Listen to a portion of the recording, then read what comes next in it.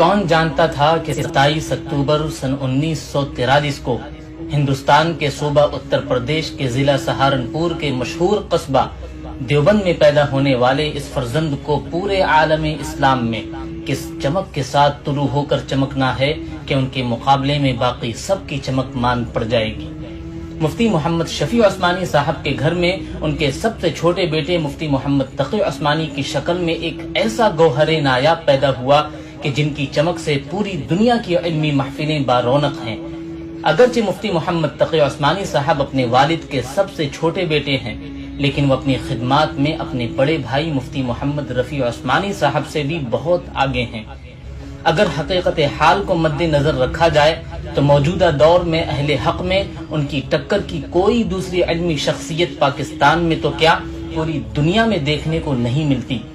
7 بر اعظم میں پھیلی پوری امت مسلمہ میں یہ ایک واحد شخصیت ہیں جن کی بات پر عجم، عرب اور دنیا جہاں میں پھیلی امت مسلمہ سر تسلیم خم کرتی ہے،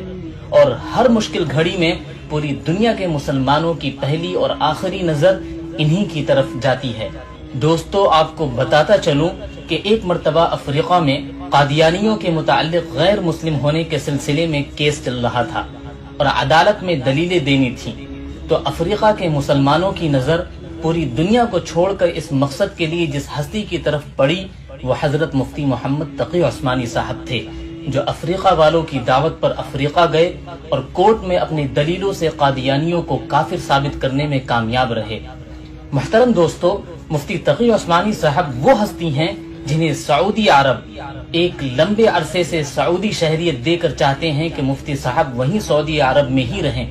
لیکن یہ درویش اپنی مٹی سے محبت کا قرض چکانے کے لیے حرمین شریفین کا پڑوس چھوڑے ہوئے ہیں، جنہیں ان کے ملک کے حاکموں نے بھلے ہی ملک کا سب سے بڑا ایوارڈ نہ دیا ہو، مگر دنیا کے بڑے بڑے بادشاہوں نے ان کی دینی خدمات کے اعتراف میں انہیں اپنے ملک کا سب سے بڑا ایوارڈ دیا ہے۔ محترم دوستو، آپ کو جان کر یہ حیرانی ہوگی کہ صرف اسلامی دنیا کے حکمران ہی نہیں بلکہ انگلینڈ کے سابقہ وزیر اعظم ڈیوڈ کیمرون سے شمالی امریکہ کے حاکموں تک مفتی تقی عثمانی صاحب سے وقت لے کر اسلام کے نظام معیشت یعنی اکانومی سسٹم پر مشورہ لیتے ہیں۔ دنیا کی نامور اور مشہور یونیورسٹیز سے لے کر ورلڈ اکنامک فورم جیسے عالمی فورمز پر اکانومی کے موضوع پر تقریر کرنے کے لیے مفتی تقی عثمانی صاحب کو مہمان خصوصی کے طور پر بلایا جاتا ہے۔ 150 سے زائد عربی، اردو، فارسی اور انگریزی زبانوں کا علمی خزانہ امت مسلمہ کے لیے لکھ کر ہدیہ کر چکے ہیں، اور یہ کوئی صرف 150 کتابیں ہی نہیں بلکہ ایک کتاب کی کئی جلدیں ہیں، اور ہر جلد میں ہزاروں صفحات ہیں۔ پاکستان کی ایک بڑی عدالت سپریم کورٹ میں 20-25 سال چیف جسٹس بھی رہ چکے ہیں۔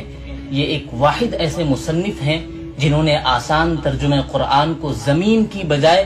دنیا بھر میں سفر کے دوران جہاز پر لکھا اور یوں ایک نیا ریکارڈ بھی قائم کر دیا۔ محترم دوستو، مفتی تقی عثمانی صاحب وہ پہلے عالم دین ہیں جنہیں عربی زبان پر اپنی مادری زبان جتنی مہارت حاصل ہے اور انگریزی میں بھی بہترین مہارت حاصل ہے۔ اس طرح دونوں زبانوں پر مکمل عبور کی وجہ سے ان کا لکھا گیا انگریزی ترجمہ قرآن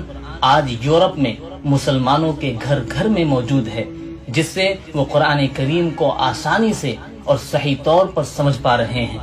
دعا ہے کہ اللہ تعالی مفتی تقی عثمانی صاحب کو صحت کے ساتھ لمبی زندگی عطا فرمائے۔ والسلام علیکم ورحمۃ اللہ وبرکاتہ۔